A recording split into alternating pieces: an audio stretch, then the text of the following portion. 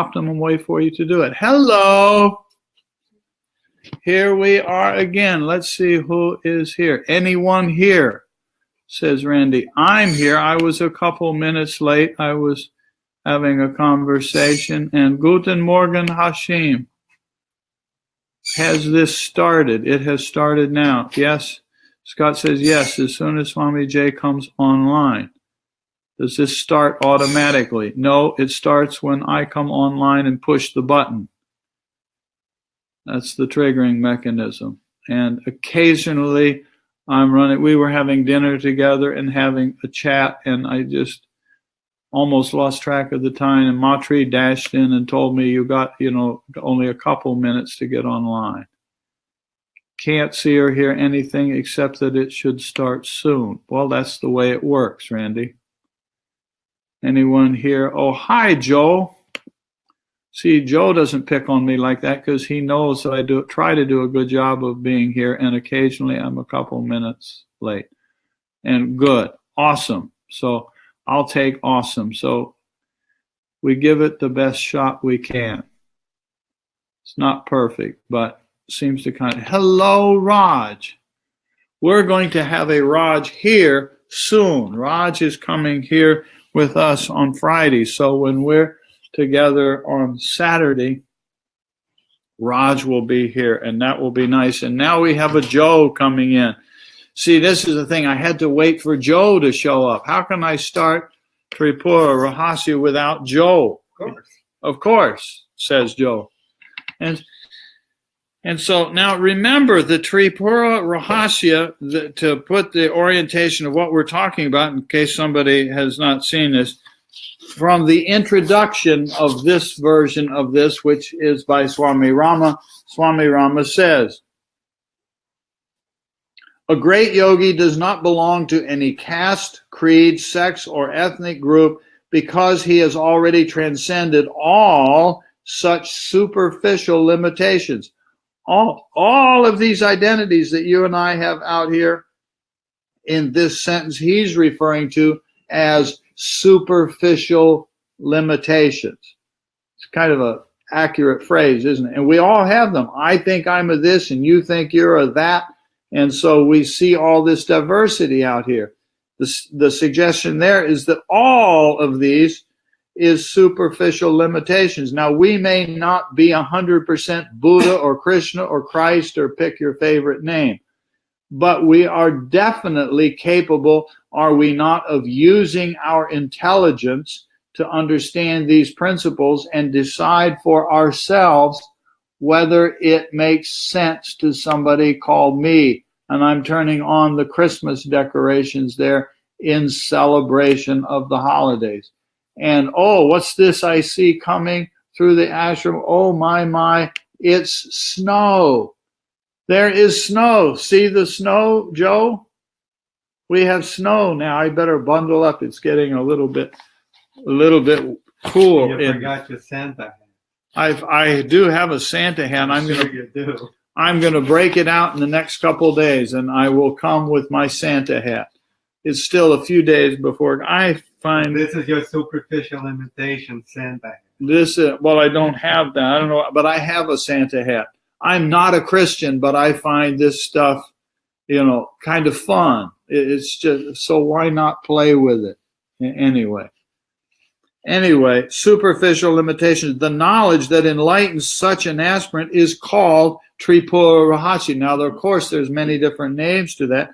Rahasya means secret. Tripura, Pura means city, like New York City. So there's 3 cities, and those cities are mapped out on our friendly circle chart. There's the 4 vertical lines, and this is the A, the U, and the and the silence. It's the Om mantra. So we say Om Namah Shivaya. And Tantra, Shiva, and Shakti are one and the same. Shakti is the manifesting power. Shiva is the static potential. They are literally one and the same. So it's Tripura. It's the one who dwells in the 3 cities. And who is that in our chart? It's what we have here is the question mark. When you count from left to right, it's 1, 2, 3, 4. And so you call it Tripura. When you're out here and you just refer to this, you can say this is Tripura. This is the one who dwells in 1, 2, 3 cities, Tripura Shakti. Swami Rama goes on, the text by that name is one of the most significant scriptures in the tradition of Tantra Yoga. The pinnacle of this tradition is Sri Vidya, which Samaya Sri Vidya Tantra, which is the subtlest of the tantras that talks about Shiva and Shakti. It's not in conflict with Raja Yoga or Vedanta or anything like that. In our tradition, they are all different aspects of the same one thing. So it's not a cut and paste job. It's all one deal. The text by that name is one of the most significant scriptures in the tradition of Tantra Yoga. The text that we're looking at here, I'm speaking fast because we have all heard me say this before. And the story here, it's a storybook.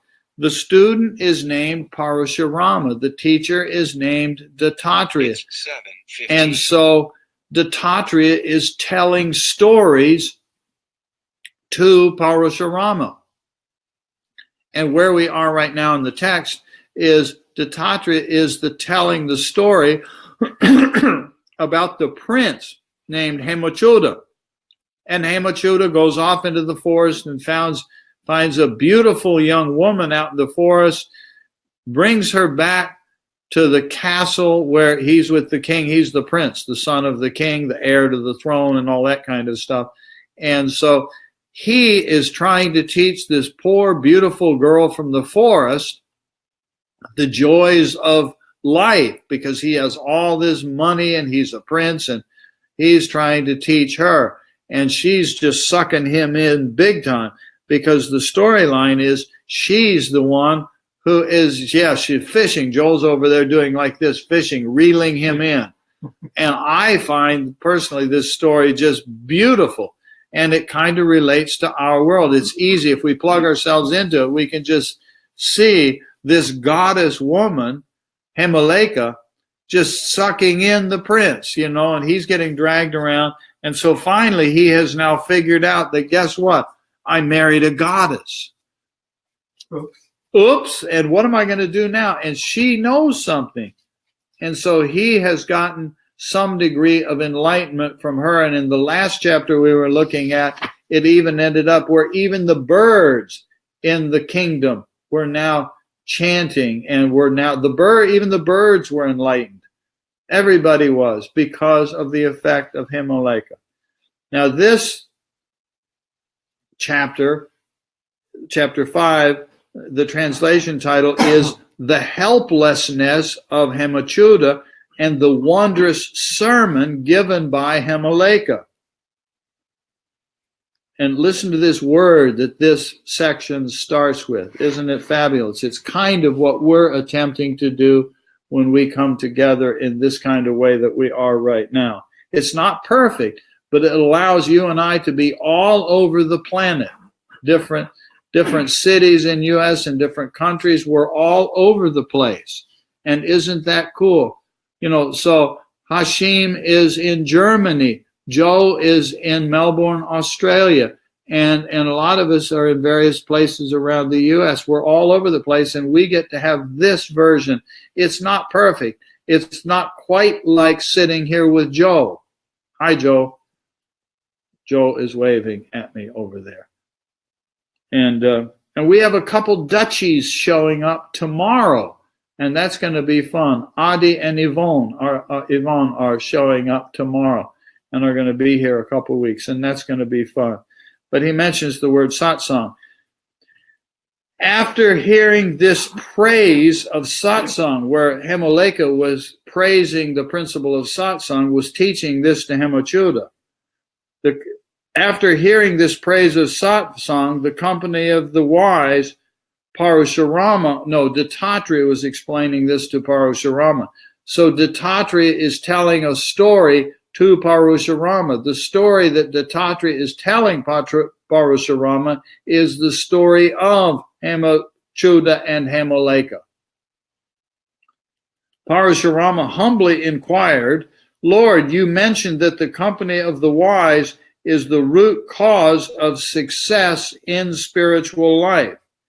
This is true, I have had direct confirmation of this in my own life through the company of the sage Samvarta, which resulted in my spiritual quest. Listen to the story. The student Parashurama, who's a very advanced, cool student, is talking to Dattatreya, who's the totally enlightened sage. And he's saying, I got it, boss. I hear what you're telling me, because this I lived through. In the early part of the story, he was with the sage called Samvarta.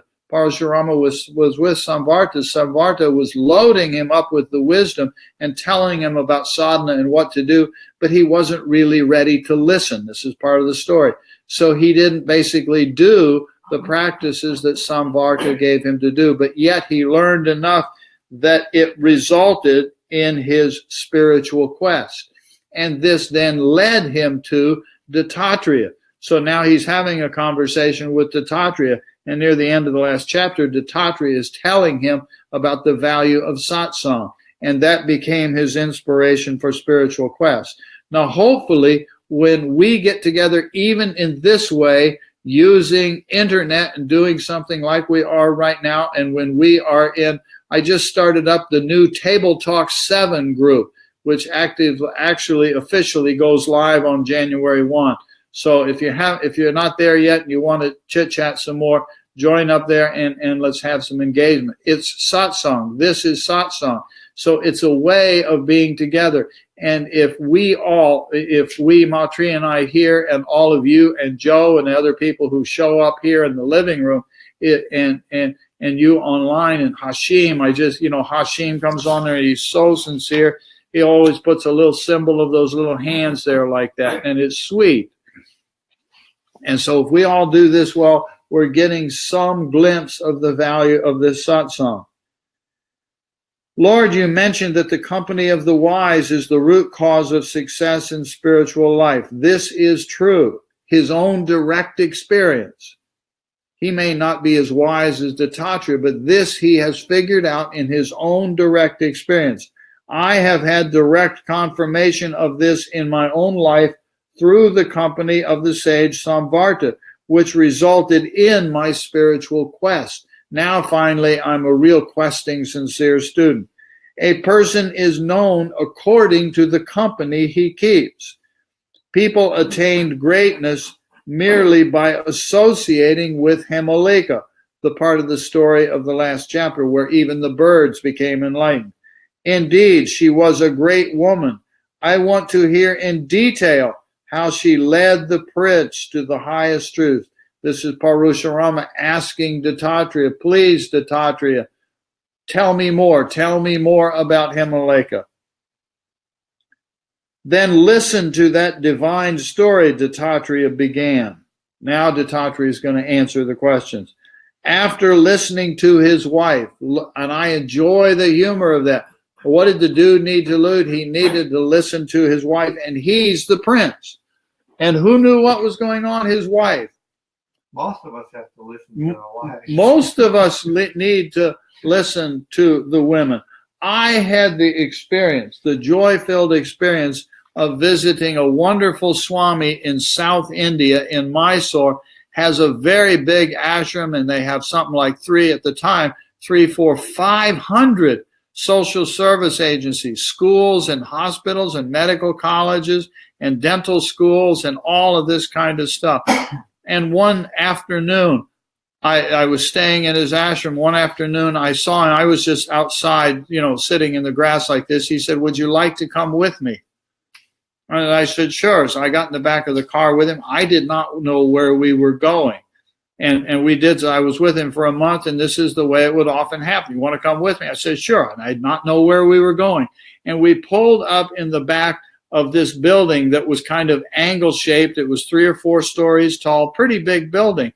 And we got out and started to walk in, and he stopped. This man is one of the humblest people that I've ever met, who is in a position of fame within his part of India.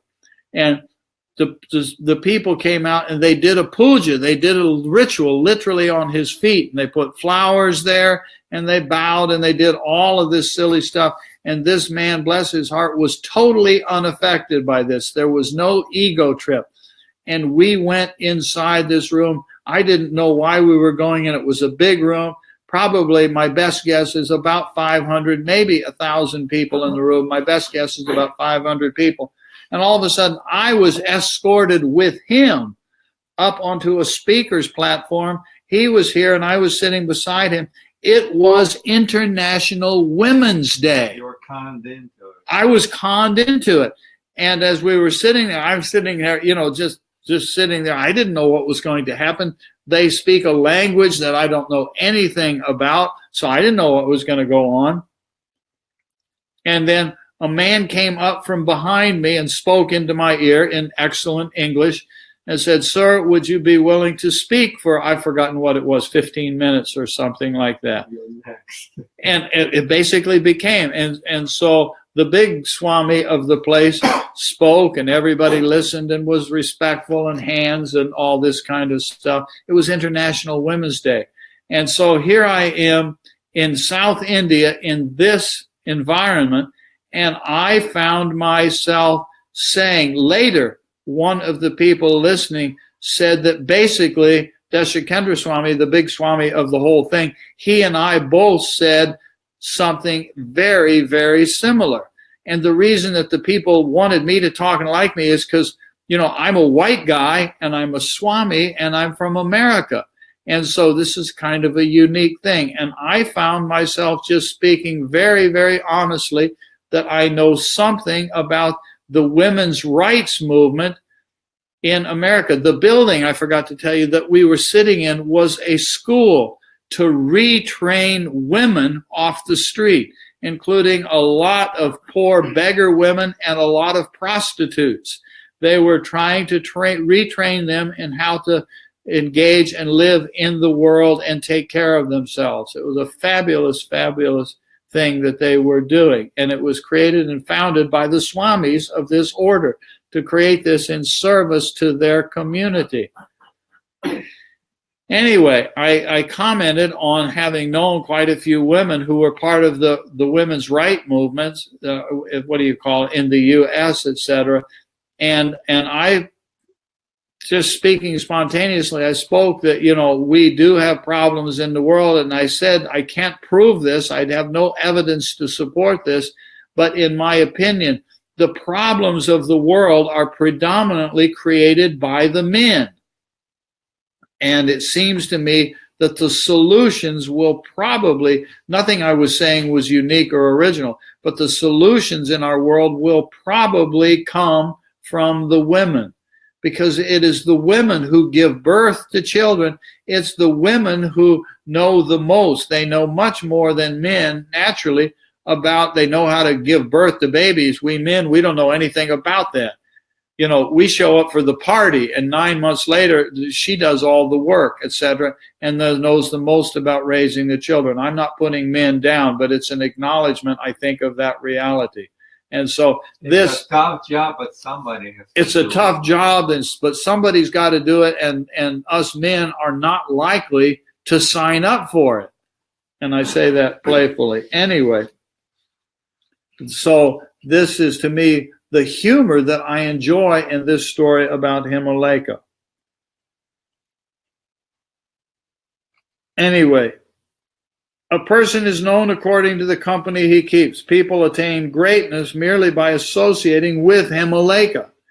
Indeed, she was a great woman. I want to hear in detail how she led the prince to the highest truth. Then listen to that divine story, Dattatreya began. After listening to his wife, the prince lost interest in external objects and became non-attached to the world. He's still the prince, but he got some perspective. Let's see if there's anything here I need to, anything. This thing is not working very, very well, this thing over here. There's Rojo. Hi, Rojo. This there is a slider bar over here that with the finger pad doesn't seem to work very well. That's why I'm pausing here, because it just doesn't work very well, so I can't see the comments well.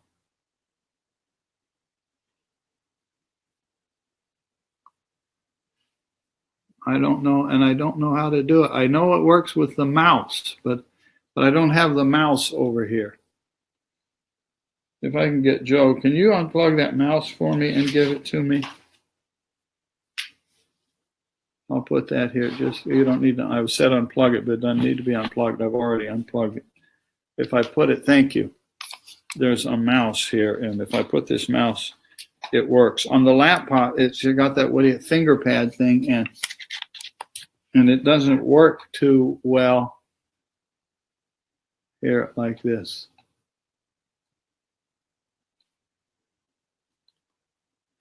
I should start just putting this here automatically. And what happens is the stuff that allows this snow and this boundary thing, it shows up here on my control panel, and it forces the comments down to go down below a little bit further. So once we're through the holiday time and the Be Live people remove this, then there'll be more space over here, and I can run it with the touchpad better. Habits make deep roots.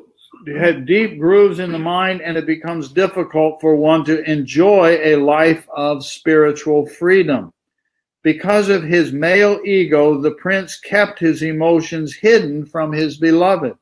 He passed the time in a mental dilemma. Even when his habits led him to his old ways, he was still aware of his wife's words and was ashamed of himself. Listen to that beautiful story. He had learned so much that he could no longer run away from it. This is a frustrating time, but it is a tremendous part of life in sadhana. And a lot of you, you know this yourself. You've learned something, and yet the chaos of the world around you is still going on. But you can't run away from what you know. You've learned too much. You've gone too far. For me was the point when I said the words, I'm past the point of no return. It's no longer possible to turn back. If there was ever a time I could turn back, no more. And this is what it is. Even when his habits led him to his old ways, he was still aware of his wife's words and was ashamed of himself. Now, we don't have to cultivate shame, but there's a very important principle there. The old habits forced him to go back to his previous samskaras. And again, he repented. Means he knew what was going on and said, I need to do something to go in the right direction. It's because it's his own internal process. Now it's his own internal wisdom that says, silly mind, you're going off track again. How do I keep going on the right track? His mind went into the old grooves formed by his habit patterns, and he brooded on the sayings of his wife. This is how there's periods of time in sadhana where there's some conflict going on. The old habits, the old ways of thinking are there, but yet the new wisdom is there, and a little battle starts. This is actually the story of the Bhagavad Gita, that Arjuna did not want to fight that battle with his own habits, which is symbolically the army on the other side of the battlefield. And what do we all want to do? We want to do like Arjuna wanted to do. We want to run away. I've heard from some of you who write to me and said, essentially, I want to just go live in an ashram. I want a simple life and live in the ashram. And Troublemaker Me says something like, turn your own home into your ashram. Live in the world, Arjuna. Don't come and live in my home. Live in your home. Visit, yes, but live in your own home. Create your own anyway. That's the spirit of it. The time came when he lost interest in the best of foods, clothes, jewels, and beautiful women. No charm of the world could interest him.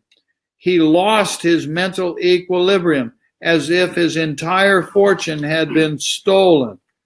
But because of the subtle yearning for pleasure lingered in his mind, he could not renounce all objects entirely. Sound familiar? I know it is. Yet, after seeing the imperfection of worldly things, he did not care to enjoy them. He became gloomy. Hemalekha noticed and asked him privately, "Why do you not look as happy as you did before?" Listen to that. She knows all this. She knows what's going on. Oh, honey, what happened to your happiness? You were happy before with pleasures, and then I taught you something and you learned something. You said basically, okay, now I'm free. Now I'm spiritual. And then the old samskars are still there. And now a degree of frustration sets in and depression. This is why Patanjali talks in Sutras 30 and 31 of chapter 1 of Yoga Sutras. Patanjali tells us this: obstacles will naturally come, including the feeling of going backwards. Read it. It's in the sutra. Including the feelings of confusion and depression. These are predictable obstacles, and this is what Hemachuda is going through here. So you're like halfway here and halfway You're there. halfway here and you're halfway there, says Joe. Yes, that's a nice way to put it. And it's just frustrating as the dickens. It's just totally frustrating. It's a good sign. I know it doesn't feel like a good sign when it's happened, but when somebody is grumbling to me, telling me how bad things are now that I started meditating and I say, as I saw Swami Rama do with me and others, basically I'm happy for you. And I know it's not fun to hear somebody say that. But this point that he's at here is a good thing. He became gloomy. Hemalekha noticed and asked him privately, why do you not look as happy as you did before? You look sad all the time. Why are you in such a pathetic condition? Do you have a physical illness? Hemalekha is asking the prince. According to the wise, the body is subject to disease. It is made by air, bile, and phlegm. An imbalance in any of these three constituents can lead to disorders. Disease produced by imbalance affects the whole body. Restoring the natural balance is difficult, but it's very, very important. This is the principle of the first niyama in the 8 rungs. The rung 2 is the niyamas. Niyama number 1 of rung number 2, niyamas. Purity. It's purity of the mind and the body, saucha. And so it's dealing with the mind and body, and we have to face it. It's just what comes. Irregularities pertaining to, listen to this, Rojo, irregularities pertaining to food, that's the first one, food, speech, sense activities, time, place, and physical activity disturb equilibrium. Isn't it fascinating? The first thing that's mentioned is food. I say Rojo because this is her specialty in medicine, is teaching people how to use food, that food is disease and food is medicine.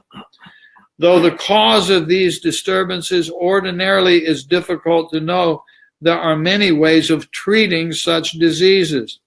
If such imbalances of the humors did not exist, no one would have described the various ways of curing numerous diseases. If there were no disease, we wouldn't have cures.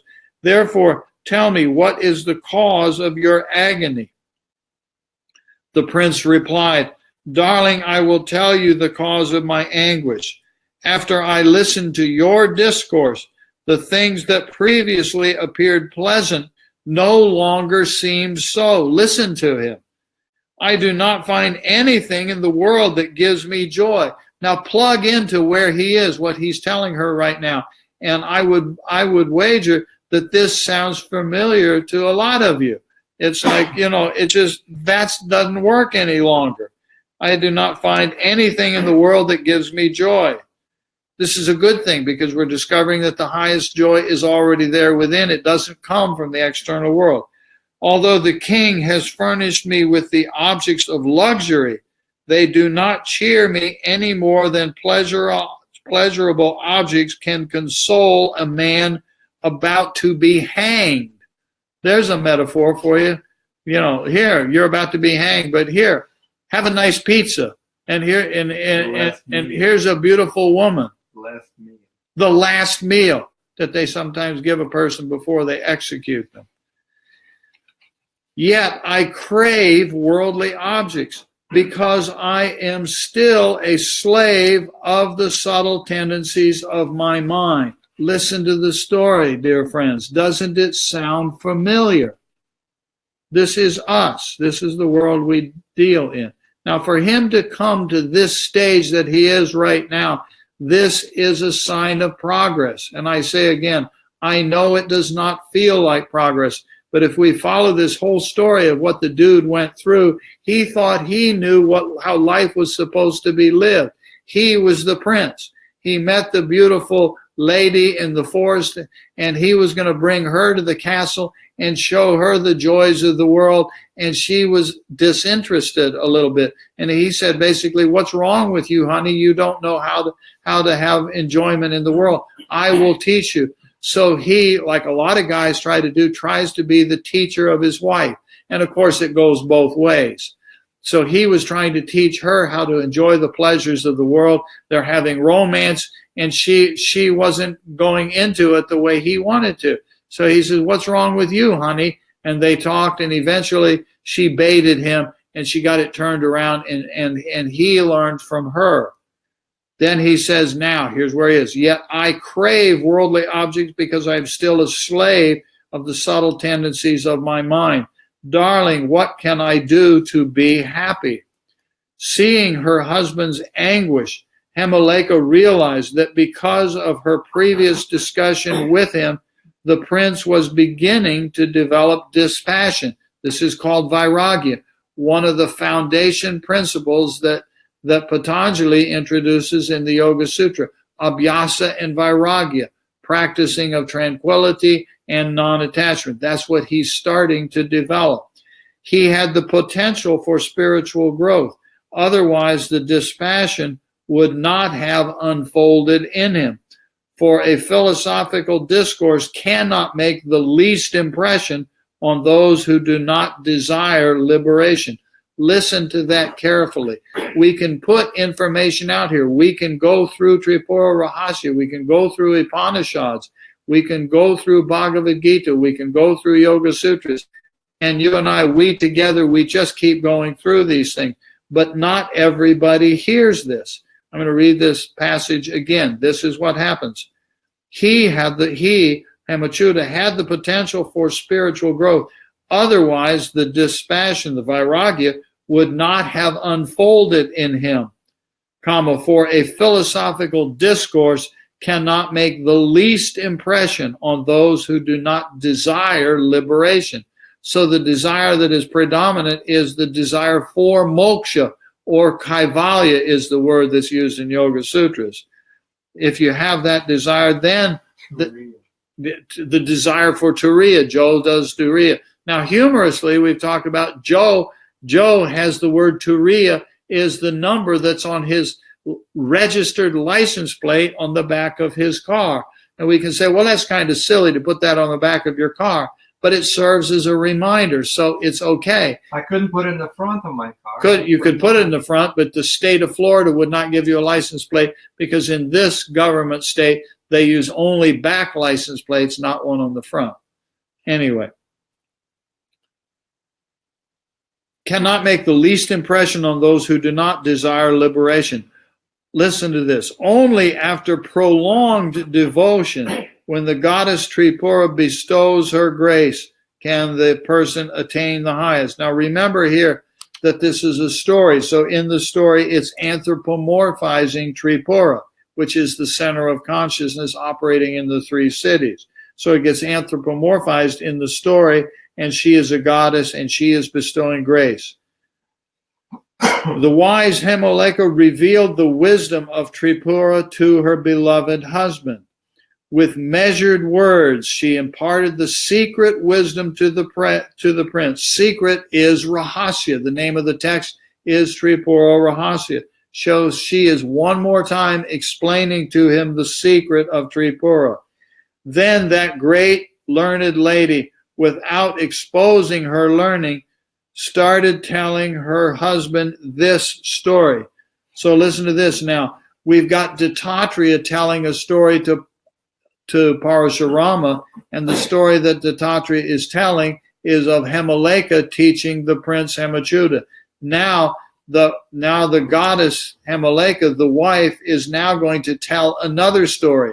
So we're about to hear a story within a story that's within a story. I have a question. Why did she not reveal her knowledge? That's what she's going to do by telling a story. No, she did not reveal her knowledge. She's going to tell him a story, and now he will take that story.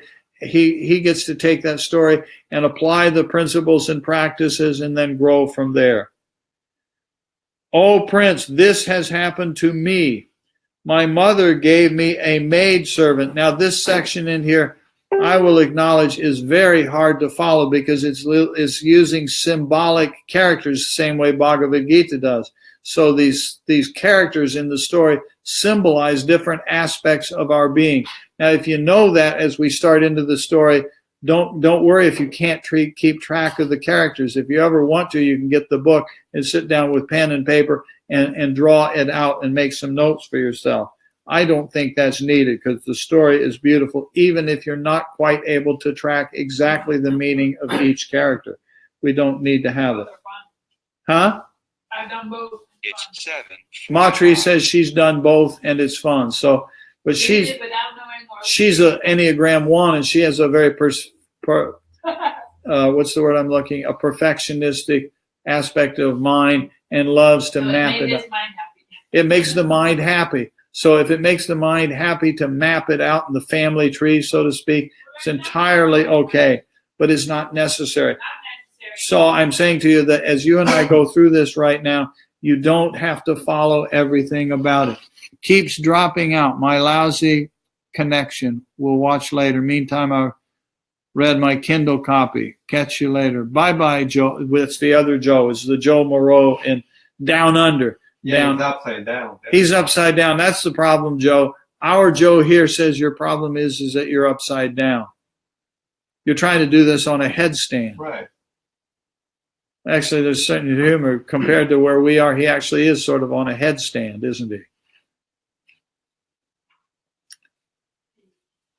"Oh, Prince, this happened to me. My mother gave me a maidservant." Now, let me just go through this story. I'll try not to take too many breaks in here and just allow the story to flow. "My mother gave me a maidservant whose nature was fairly good. Later on, she associated herself with a bad woman. This bad woman was both creative and crafty, and I associated with her without my mother's knowledge. The maidservant was very dear to me. Overpowered by the influence of her crafty companion, I started misbehaving.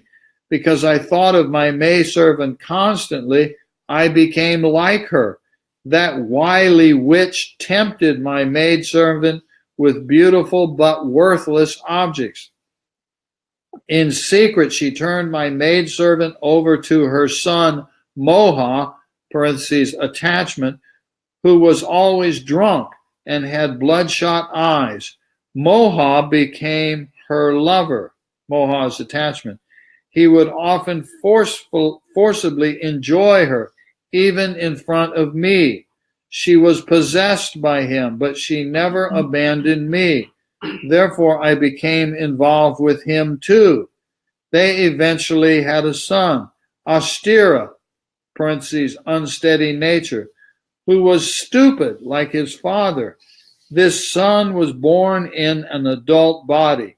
He was very unstable and inherited all the evil qualities from his ancestors. He spontaneously developed a talent for drawing all kinds of pictures. Although he was already clever, his father and grandmother educated him further and developed him and helped him to develop his skills. His activities were very creative. My maidservant, although essentially pure, was influenced by the company of that wicked woman. She became attached to her lover and son and began living with them. I could not break our friendship because I was too attached to her. I could not develop self-reliance. Thus, I became dependent on her. Her lover tried to play with my emotions, but I did not heed his crafty suggestions. Pure by nature, nobody could persuade me. Rumors spread far and wide about me, and the people of the world started thinking that I was involved with that wretched man. My maidservant left that unsteady son with me and remained in her lover's embrace forever. I started to give up that unsteady youth. Then, inspired by his grandmother, he established a relationship with an adult woman. His fiancée, Kapala, ever moving, ever changing, could metamorphose at any moment, taking the most amazing and surprising forms at will. Through her great craftiness, she controlled her lover. Getting pretty confusing in there, isn't it? The unsteady one was able to travel innumerable miles in a moment, the way our minds work. He would never tire, yet he was always restless. Whenever and wherever he wanted to visit his fiancée, he appeared there instantly. She entertained him by assuming any form he fancied. Notice that we all know this is how our internal mental processes work. That's me speaking.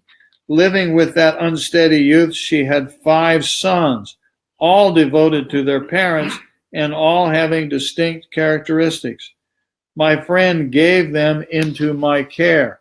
For my friend's sake, I helped them become even stronger and more powerful. Those 5 sons built huge and beautiful homes. Then, aided by their mother, they dominated their own father.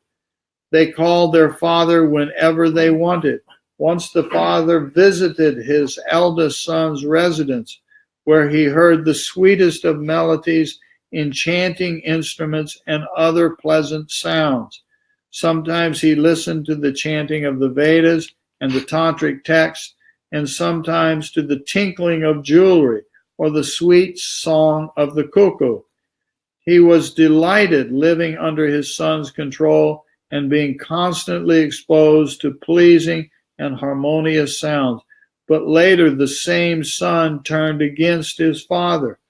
The father was distressed to hear the roar of menacing animals such as tigers, the thundering blasts of storm clouds, and the lamentations of many people. Another time his second son took him to his home, where he was offered a comfortable seat, bed, and clothing. There he found things with the qualities of hardness and softness and heat or cold. Pleasing objects were joys for him, but unpleasant sensations made him sad. He visited the residence of his third son, where he saw objects of many colors. They had multiple shapes. Some were nice and some were dreadful. Among them, some were disgusting, some bright, some exciting, some full of darkness. While he was observing these various objects, the fourth son invited him to his house. At this son's home, he found different kinds of fruits and delicacies. There he ate many delicious things. Some of these were as sweet as nectar, some sour, salty, bitter, astringent, or pungent. While he was enjoying these various tastes, his last son brought him to his house and presented him with many kinds of flowers. There he experienced the fragrance of many plants. Some were fragrant and some stank. Some had mild aromas while others were too strong. Some smells were pleasant to the senses, others were refreshing, and a few were overpowering. In this way, he experienced numerous objects. When he experienced something pleasing, he wanted to retain it, but exposure to unpleasant things frustrated him. Thus, he continued visiting his sons. The sons were very much devoted to their father. Without him, they would not go near enjoyable objects. But sometimes when the unsteady father was enjoying himself in his sons' homes, he would steal some objects and take them home.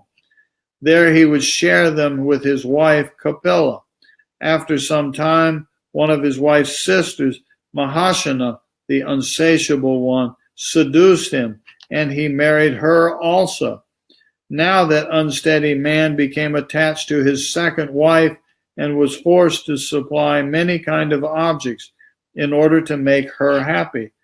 She would instantly consume whatever he would bring and demand even more. Enticed by his wife, he was constantly busy. His 5 sons brought objects, but she would devour them and be hungry again in a moment. She made her husband and his sons supply her with many objects of enjoyment. Soon she had 2 sons of her own. One of them was Jivalmukha, one with fiery mouth, and the other was Nindyavrita, the immoral character. She loved them very much. Often the unsteady father suffered and fainted while embracing his fiery-mouthed son. He was frequently slandered because of the conduct of his corrupt son. He became miserable. Out of attachment, my maidservant sympathized with her unsteady son and keenly felt his pain. Gradually, she became attached to her 2 grandchildren also. She almost died because of them. I was always with her. Therefore, darling, I also was lost and was plunged in untold misery. I remained miserable for many years, suffering because of the misery of my maidservant. By then, her unsteady son was fully enslaved by his second wife. One day he departed for a city that had 10 gates. He lived there with his mother, his second wife, and their sons. He wanted to be calm, but day and night he was in misery. And the city with 10 gates is the physical human body. Attached to his 2 younger sons, he had to face terrible suffering and condemnation. He got tired of constantly visiting his other 5 sons. He never experienced a moment of tranquility. Suffering from her son's deeds, my maidservant nearly collapsed. Yet in this condition, she lived with her husband, daughter-in-law, and children in that city. Her foolish father-in-law, her husband's grandmother, his in-laws, and her husband's other wife nourished her. While she lived in that city, she was completely dominated by her husband. Because of my love for my friend, I also lived there, doing everything for her. Although I almost died because of my friend's suffering, I protected her whole family. Sweetheart, without me, they could not have survived. I protected them all. However, under the influence of ignorance, I lost my equilibrium, became unsteady and fickle, and desiring enjoyments, identified myself with the objects of enjoyment. When I kept the company of moha, I became stupid. Due to the company of my maidservant, I had to play many roles. Had I left her, she would have died. Because I was in bad company, the stupid men thought that I was a corrupt woman. But good men thought otherwise. My mother was holy. She was free from negativity, both mentally and physically. She was more pervasive than space and more subtle than the atom. She had powerful knowledge. Even so, due to the absence of egoism, she pretended that she knew nothing. While doing everything, she acted like one who did nothing. She was the source of all and at the same time self-existent. She was fully detached, though she was the very basis of all. Although she was formless, she could assume all forms. In the midst of everything, she remained untouched. She was present here, there, and everywhere, but was unnoticeable. She was full of bliss, yet she was not noticeable, and she had no parents.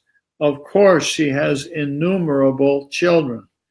Like waves of the ocean, I have innumerable sisters, O Prince. We behaved alike. I am endowed with the highest power of mantra. That is why I live and sympathize with my maidservant and sisters, yet impure like my mother. In that city, whenever the unsteady son of my friend got tired, he would rest beside his mother.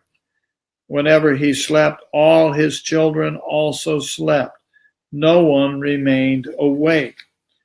During that sleep period, only Prachara, a friend of the unsteady one, would travel back and forth through the two eastern gates to protect the city.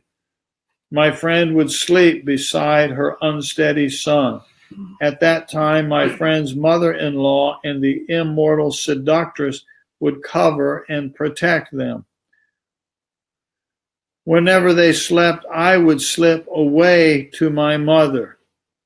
Embracing her, I would be filled with joy. The moment they awoke, I instantly returned and was caught up with them again. Astira, the unsteady son, had a close friend named Prachara who looked after the whole city. He was only one, but had many forms and was popular in the city. He protected everyone and also helped them contact the objects of joy. Without him, they would fall apart like the beads on a necklace after the thread snaps. Working with me, Prachara kept that city alive. He inspired and maintained the whole city. When the city became ancient and began to crumble, he led them all to another city. In this way, under the protection of Prachara, the unsteady one became the inhabitant of different kinds of cities. Although the unsteady son was born of a holy mother,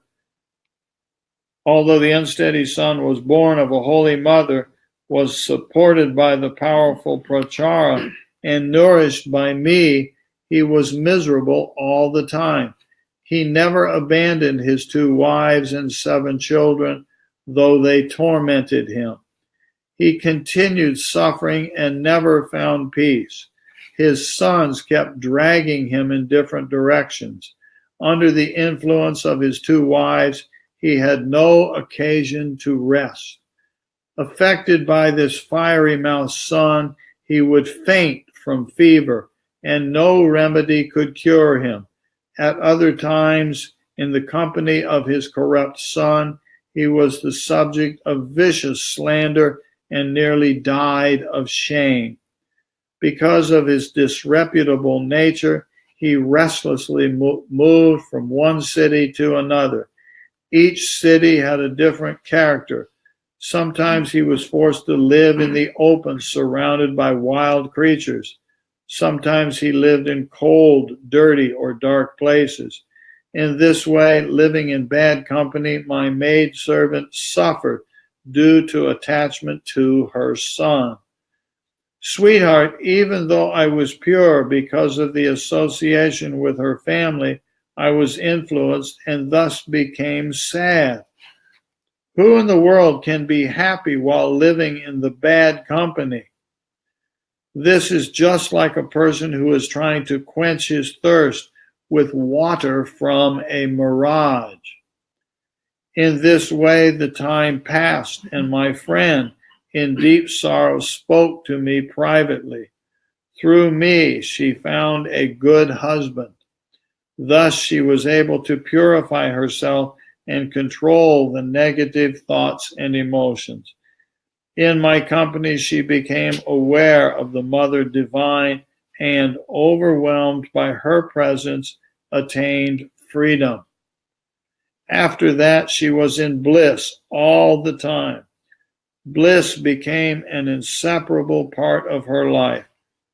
O Prince, only by attaining inner wisdom can eternal happiness and the Divine Mother's grace be obtained.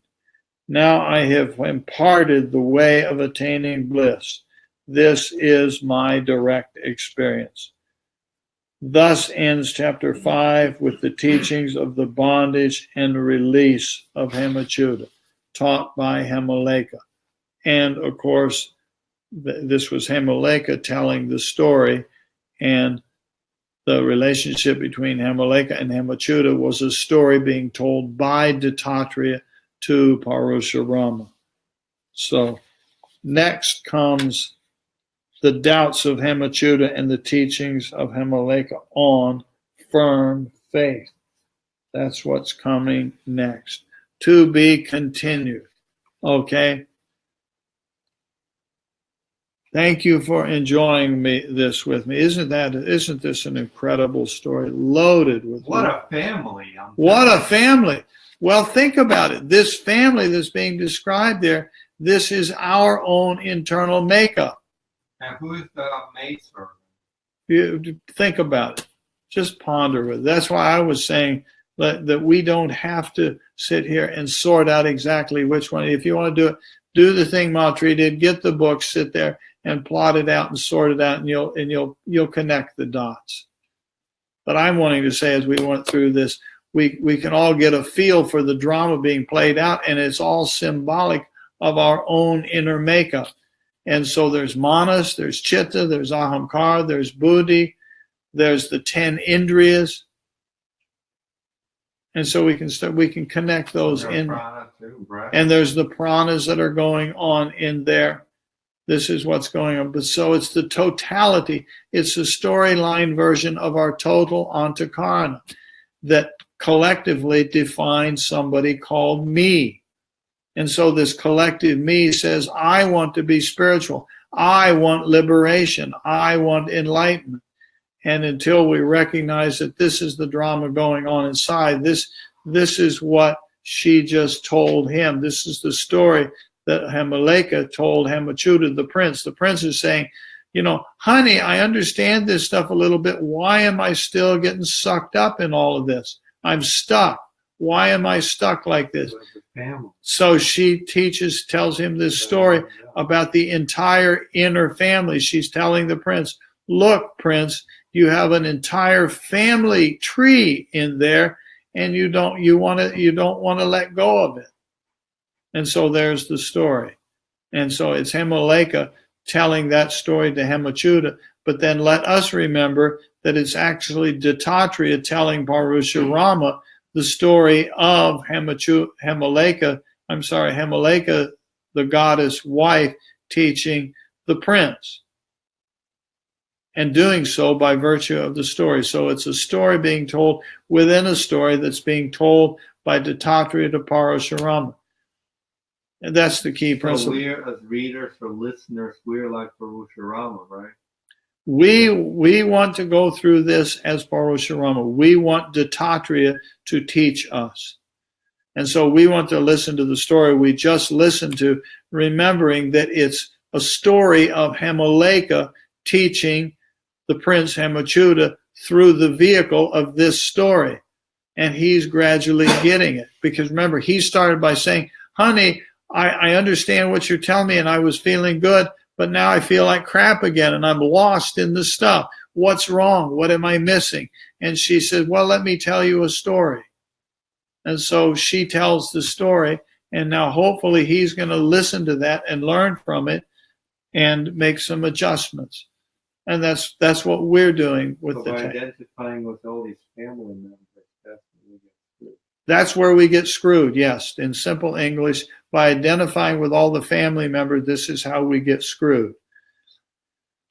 So it literally means when we're looking at chapter 3 of the Yoga Sutras, and it talks in there about meditation on the 5 cognitive senses, or the 5 elements of earth, water, fire, air, and space. Why is Patanjali doing that? So that we can gain psychic powers to manipulate the world, to do what the New Age people want to do. If I meditate on it, I can manifest a brand new Mercedes car and $1 million in the bank. Is that why we're doing it? No. We're doing it so that we can see we've fallen into the trap of thinking these are family members. It's in Sutra 38 in Yoga Sutras that says to the worldly people, these look like powers. But the yogi, these are seen as obstacles to be set aside. So it's a parallel story. This is a story that parallels the instruction manual that's in the Yoga Sutras. All these things go together.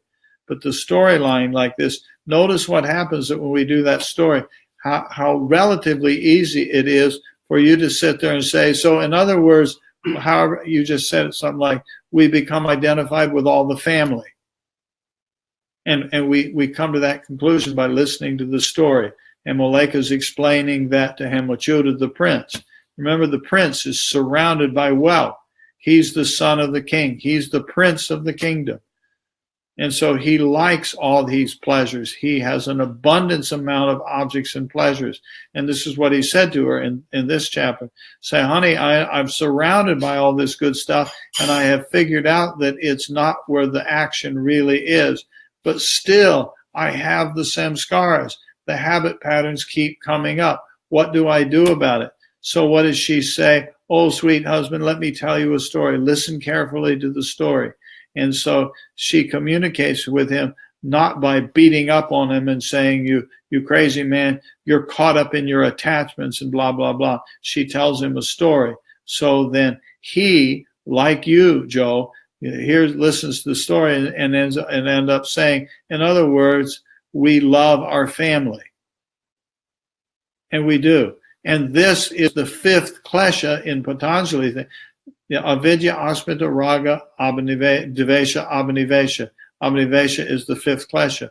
What is it? It is the fear of the loss of the family. To respond in this story, it's the abhinivesha, it's the fear of the loss of the family. I want to cling to this family. It's why Arjuna said, I cannot fight this battle because the people on the other side of the field, they are my family and my gurus and my friends. I cannot do that. Better that I run off to the forest and be a monk. Krishna says, no, you foolish man. Basically, the people on the other side of the field are symbolically, they are the family that's in this story here in the Tripura Rahasya. So we keep running into the same kind of principle with different efforts to try to get us to pay attention and listen.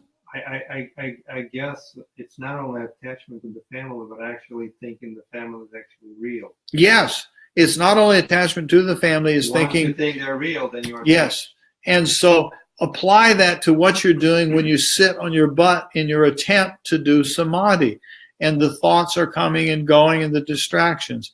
If we have a sort of understanding by the contemplation that we're talking about by doing this, if we have an understanding that I've fallen in love with this false identity family, it increases the possibility that we can simply sit still for our daily meditation and maybe recognize without thinking in words through it that, wait a minute, this family is not mine.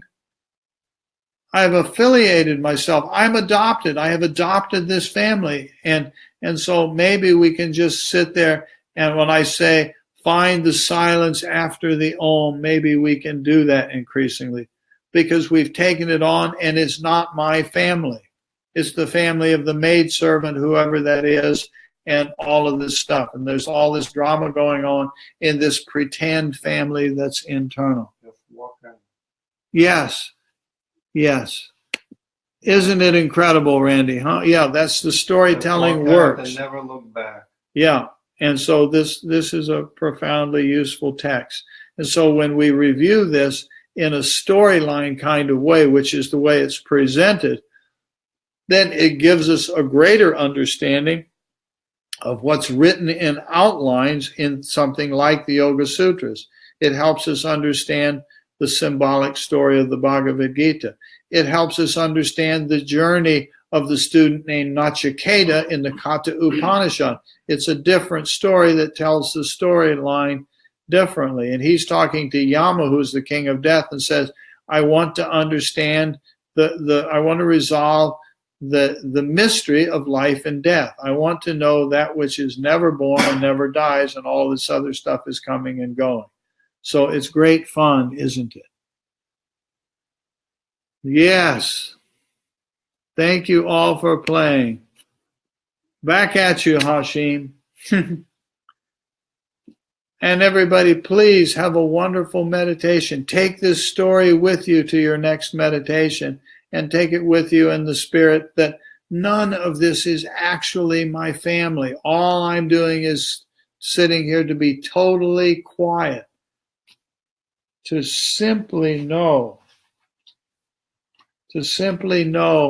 that Tripura which plays out in these three cities and creates all this family drama. Let me just sit quietly and be aware of this. Divine Mother, Tripura, and all.